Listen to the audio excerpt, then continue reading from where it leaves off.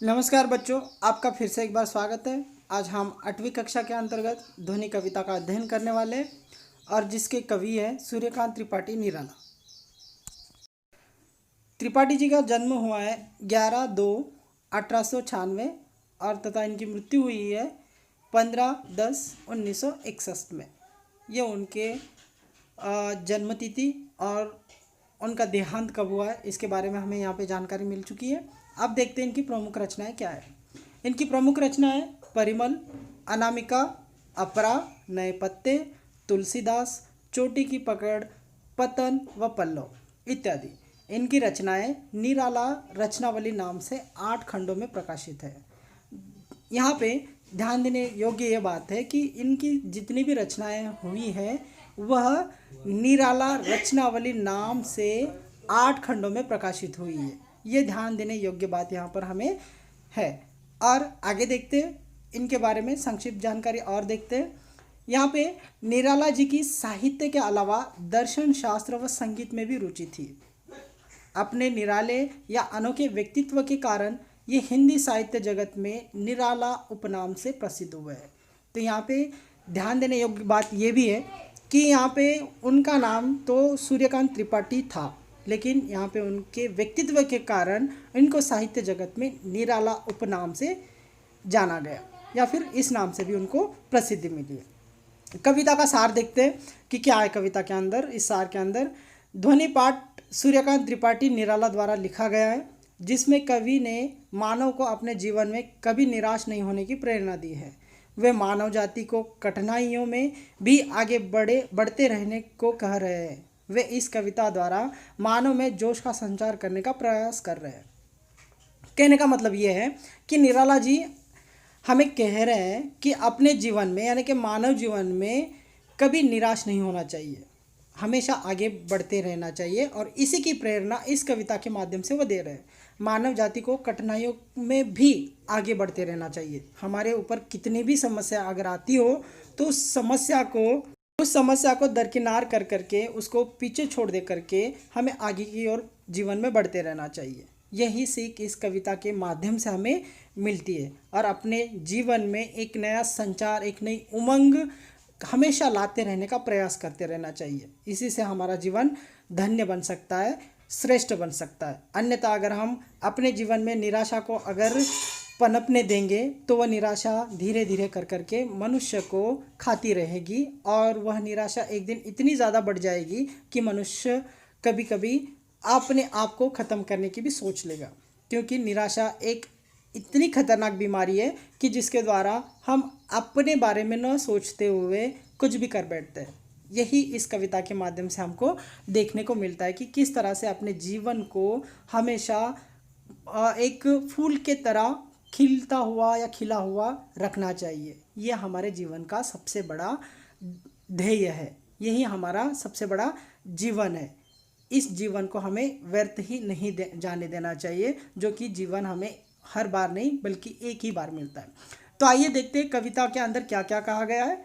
कविता कुछ इस प्रकार है। अभी न होगा मेरा अंत, अभी अभी तो आया है मेरे वन में मृदुल वसंत। अभी न होगा मेरा अंत। यहाँ पे कुछ कठिन शब्द यहाँ पे दिखाई देते हैं। अंत का मतलब होता है समाप्ति, मृदुल का मतलब होता है कोमल और वसंत का मतलब होता है फूल खिलने की ऋतु। इस कविता का भावार्थ हम देखते हैं क्या है कि वसंत ऋतु के आगमन से नए और सुंदर फूल खिलते हैं, जो वातावरण में अपनी खुशबू फैलाकर जीवन में आनंद बिखेरते हैं। वसंत ऋतु जैसे ही शुरू होती है तो वहाँ पे क्या होता है कि नए नए फूल खिलते हैं जो वातावरण में अपनी खुशबू फैला देते हैं और इससे हमारा जीवन बहुत ही आनंदमय होता है। उसको देख करके वो बिखरे हुए फूल और सुंदरता, हरियाली, ये सारी चीज़ें वसंत ऋतु में ही हमको देखने को मिलती है। तो इससे क्या होता है, हमें आनंद मिलता है। कवि वसंत के प्राकृतिक चित्रण द्वारा नई युवा पीढ़ी को समझाना चाहते हैं कि वे अपने आलस को छोड़े और नए उत्साह जोश के साथ जीवन का आनंद ले। वो आगे क्या कहते हैं कि वसंत ऋतु प्रकृति के उस चित्रण को आगे रख करके कवि युवा पीढ़ी को जगाना चाहते हैं। उनके आलस को त्याग देने को कहते हैं कि आप जिस आलस में पड़े हुए हो उस आलस को छोड़ो और एक नया उत्साह और एक नया जोश के साथ की शुरुआत करो और अपने जीवन का आनंद लो। उसमें आप उस वसंत ऋतु के समान अपने आप को एक बार फिर से उल्लासित करो, क्योंकि उनके जीवन में भी अभी अभी वसंत रूपी यौवन आया है जिसका अंत अभी नहीं होगा।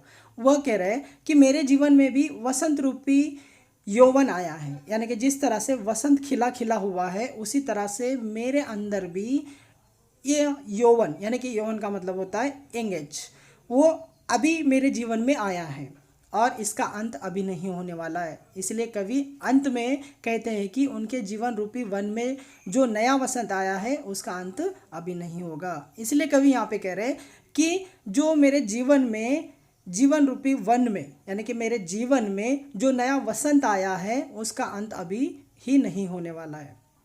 कहने का तात्पर्य यह है कि जिस तरह से प्रकृति खिली उठी है वसंत ऋतु में, हर तरफ हरियाली, फूल, सब कुछ दिखाई दे रहा है, उसी तरह से मेरे जीवन में भी ये जोश अभी आया है और मेरा अंत यानी कि मेरी समाप्ति अभी नहीं होने वाली है, क्योंकि मुझे अभी बहुत कुछ करना है।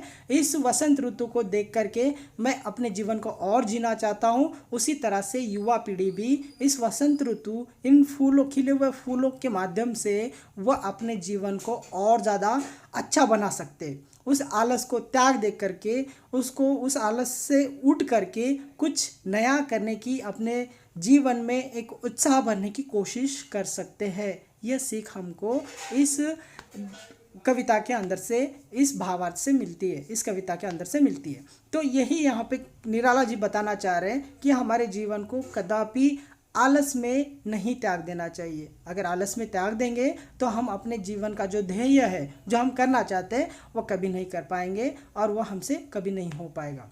आगे कहते हैं, हरे हरे ये पात, डालियाँ कलियाँ कोमल गात, मैं ही अपना स्वप्न मुदल कर फेरूंगा निद्रित कलियों पर, जगह एक प्रत्युष मनोहर। आगे कहते हैं कि पात, यहाँ पे कठिन शब्द है कि पात का मतलब होता है पत्ते, गात का मतलब होता है शरीर, मृदुल कर का मतलब होता है कोमल हाथ, निद्रित का मतलब होता है सोई हुई, और प्रत्युष का मतलब होता है सवेरा, और लास्ट में मनोहर का अर्थ होता है सुंदर। तो यहाँ पे वो बताते हैं कि कवि कहते हैं कि वसंत ऋतु में प्रकृति के पेड़ पौधे हरे हरे दिखाई देते हैं, उनकी डालियों पर कोमल कलियाँ होती है। हम सबको पता है कि जब बारिश होती है और प्रकृति जब अपना रूप दिखाती है हरा भरा, तो उस मौसम में क्या होता है कि प्रकृति के पेड़ पौधे हरे भरे दिखाई देते हैं, उनकी डालियाँ पर कोमल कलियाँ खिलती है, छोटे छोटे बर्ड्स खिलते हैं, कलियाँ खिलती है जो अभी खिली नहीं है, सोई हुई है। जो कलियाँ है वो अभी फूल में कन्वर्ट नहीं हुई है, बल्कि ये कलियाँ ही है। पर जैसे ही सूर्य की किरणें उन पर पड़ती है वह अलसाई कलियाँ खिल जाती है। जैसे ही उस कलियों के ऊपर सूरज की किरणें पड़ जाती है तो वह कलियाँ क्या होती है, धीरे धीरे फूल में परिवर्तित होती है, वो खिल जाती है। उसी प्रकार कवि का सपना है कि वे भी युवा पीढ़ी में उत्साह और जोश का संचार कर उन्हें भी जागरूक करें। जिस प्रकार वो सूर्य उस कलियों को खिलाता है, उनको फूल में कन्वर्ट करता है, उसी तरह से कवि भी कहते हैं कि जो सोए हुए युवक हैं, जो आलसी युवक है, उनके अंदर मैं भी उस कलियों के माध्यम से या फिर उस सूरज की तरह मैं भी इनके अंदर एक उत्साह जगाना चाहता हूँ, एक जोश जगाना चाहता हूँ। ये सारा काम कौन करना चाहता है? यहाँ पे सूर्यकांत त्रिपाठी जी। इन कोमल कलियों समान युवा पीढ़ी पर अपना कोमल हाथ फेरकर उन्हें सही दिशा दिखाना चाहता हूँ। वह आगे कहते हैं कि ये जो सोए हुए युवक है, जो आलसी युवक है, उन युवकों के ऊपर मैं अपना हाथ फेर करके, कोमल कलियों के समान हाथ फेर करके उनको उठाना चाहता हूँ, उनको जगाना चाहता हूँ और एक दिशा दिखाना चाहता हूँ। कहने का तात्पर्य यह है कि उनको एक रास्ता दिखाने की मैं सोच रहा हूँ कि आप इस तरह से अगर काम करोगे या फिर इस तरह से अगर सोए रहोगे तो आप अपने जीवन के ध्येयों को हासिल नहीं कर पाओगे। अगर आपको कुछ हासिल करना है तो आपको ये जो आप निद्रा में पड़े हुए हो, आलस में पड़े हो, उस आलस को आपको त्याग देना चाहिए। अगर उस आलस को त्याग दोगे तभी आप जीवन में कुछ कर पाओगे, अन्यथा कुछ भी नहीं कर पाओगे। आगे कहते हैं क्योंकि आज की युवा पीढ़ी भी अलसाई और निराशा से भरी हुई है। क्या बताया जा रहा है कि आज की युवा पीढ़ी भी अलसाई और एकदम निराश पड़ी हुई है। क्यों, ऐसा क्यों होता है जीवन में? क्योंकि आलस नाम की एक ऐसी चीज़ है जो हमें कभी भी आगे बढ़ने नहीं देती है। वह आलस हमें नोच नोच करके खाता है, हमें ना कुछ करने देता है और आगे बढ़ने भी नहीं देता है। तो इसको हमें ध्यान में रखना चाहिए कि अगर हम आलसी हैं, सपोज कहीं कहीं पे होता है कि हमें बहुत सारे लोग ताने मारते हैं कि तुमसे नहीं होगा, तुम ये नहीं कर सकते हो, वो नहीं कर पाओगे, तुम्हारे बस की बात नहीं है। तो ऐसे लोगों को हमें दिखाना चाहिए कि हम कुछ भी कर सकते हैं। इसीलिए यहाँ पे कवि जी बताते हैं कि हमें आलस को छोड़ देना चाहिए, निराशा को छोड़ देना चाहिए। आगे क्या कहते हैं देखो, यहाँ पे अंतिम पंक्ति है, पुष्प पुष्प से तंद्रालस लालसा खींच लूंगा मैं, अपने नवजीवन का अमृत सहर्ष सींच दूंगा मैं, द्वार दिखा दूंगा फिर उनको मैं, मेरे वहाँ जा अनंत अभी न होगा मेरा अंत। इसका यहाँ पे जो कठिन शब्द आए ये देखिए, फूल पुष्प फूल, तंद्रा आलस निद्र से अलसाया हुआ, नव का मतलब होता है नया, सहर्ष का मतलब होता है हंसते हुए, और द्वारा का मतलब होता है दिशा, अनंत का मतलब होता है जिसका अंत न होगा। इस अंतिम पंक्तियों में कवि ने बहुत ही कुछ अच्छी बातें यहाँ पे बताई गई है कि हमें किस तरह से आलस को त्यागना चाहिए और किस तरह से अपने जीवन को मतलब अमृत रूपी सहर्ष करना चाहिए, यानी कि अमृत के समान हमें जीना चाहिए। कभी कभी क्या होता है कि जीवन में बहुत सारी कठिनाइयाँ आने की वजह से हम अपने जीवन को व्यर्थ समझते हैं लेकिन हमको ऐसा नहीं समझना चाहिए। कभी ना कभी हम अपने अंदर ये बात को जागृत करना चाहिए कि हमें भी बहुत कुछ आता है और हम भी बहुत कुछ कर सकते हैं। अगर इस बात की जानियो अगर हमें नहीं रहेगी तो हम अपने जीवन में उतना वहाँ तक नहीं जा पाएंगे जहाँ तक हम अपनी सोच रखते हैं, या फिर हम चाहते हैं कि हम जहाँ तक जाए वहाँ तक क्यों नहीं जा पा रहे। तो आइए देखते हैं इस कविता का भावार्थ क्या है। भावार्थ कुछ इस प्रकार है, देखिए, कवि प्रकृति के द्वारा निराश हताश लोगों के जीवन में खुशियाँ भर देना चाहते हैं। वे कहते हैं कि मैं एक फूल के आलस्य को खींच लूँगा, अर्थात आलस में पड़े हुए युवकों के मन में नए जीवन का अमृत प्रसन्नता से भर दूंगा। कवि अपनी खुशी से यह कार्य करना चाहते हैं। युवाओं को जीवन जीने की कला सिखाना चाहते हैं, जो जीवन का वास्तविक आनंद पा लेता है उसके जीवन का अभी अंत नहीं होता। इसलिए कवि कहते हैं कि जब तक वे नई पीढ़ी को सही राह नहीं दिखा देंगे, उन्हें सही ज्ञान नहीं देंगे, तब तक उनका अंत नहीं हो सकता है। कवि युवकों को कर्म पे परिचय करना चाहते हैं। तो देखो यहाँ पे क्या कह रहे कवि कि कवि का मन जो है वह कह रहा है कि जो निराश हताश लोग जो है जीवन, जो ऐसे लोग भरे पड़े हैं जीवन में, उन लोगों के जीवन में वह खुशियाँ भर देना चाहते हैं।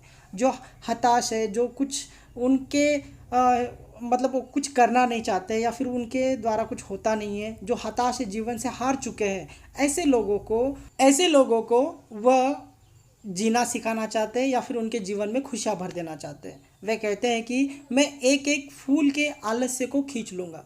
वो यहाँ पे फूल के माध्यम से युवा पीढ़ी को बताना चाह रहे हैं।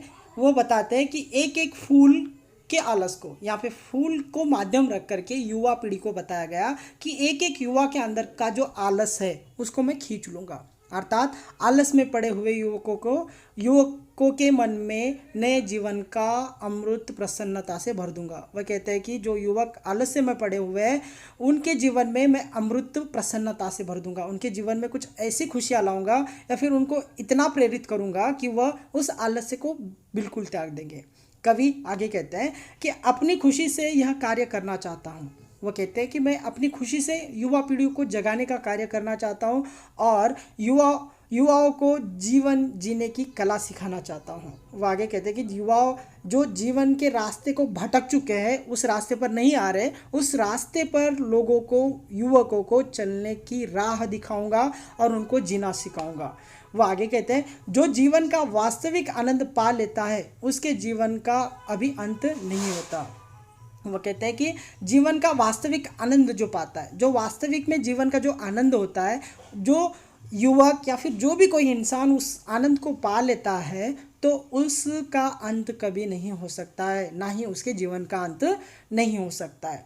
वो आगे कहते हैं, इसलिए कवि कहते हैं कि जब तक वे नई पीढ़ी को सही राह नहीं दिखा देंगे, उन्हें सही ज्ञान नहीं देंगे, तब तक उनका अंत नहीं हो सकता है। इसलिए कवि कह रहे हैं कि जब तक मैं अपने जो ध्येय को या फिर अपने जो सोच को मैं यहाँ पर लेकर के पैदा हुआ हूँ या जन्मा हुआ हूँ, उस सोच को मैं जब तक पूरा नहीं कर लेता हूँ, उस सोच को उस रास्ते पर जब तक नहीं लगाता हूँ, तब तक मेरा अंत नहीं होगा। वह कहते हैं कि जब तक मैं युवा पीढ़ी को सही रास्ता नहीं दिखाऊंगा, सही राह नहीं दिखाऊंगा, तब तक मेरा मरण या फिर मेरा अंत नहीं हो सकता है। उन्हें ज्ञान देना है और उसके साथ साथ उनके जीवन में एक इतनी आनंदित या फिर इतना उल्लास भर देना है कि वह अपने जीवन को जीने का तरीका सीख सके। ये सारी बातें हम युवकों को वह कह रहे हैं। और कवि कहते हैं कि युवकों के कर्म से परिचय कराना चाहते हैं, युवकों को वह बताना चाहते हैं कि वह अपने कर्म यानी कि काम के माध्यम से वह परिचित कराना चाहते हैं, वह बताना चाहते हैं कि आप इस तरह से जीवन को जिए कि जीवन कभी भी आपको कठिन ना लगे। जीवन में बहुत सारी तकलीफ़ें होती हैं, लेकिन उन सारी तकलीफ़ों को दूर कर करके हमें एक सही रास्ते पर आना चाहिए, तभी हमारा जीवन धन्य हो सकता है, अर्थात नहीं हो सकता। तो यहाँ पे कविता की समाप्ति होती है। आशा करता हूँ कि आप सभी को ये कविता अच्छे से समझ में आ जाएगी और उसके साथ साथ इस कविता के माध्यम से हम अपने जीवन में कुछ सीखने की कोशिश करेंगे कवि के द्वारा। यहाँ पे ये कविता की समाप्ति होती है। हम फिर मिलेंगे अगली कक्षा में, तब तक के लिए आप अपना ध्यान रखें। नमस्कार।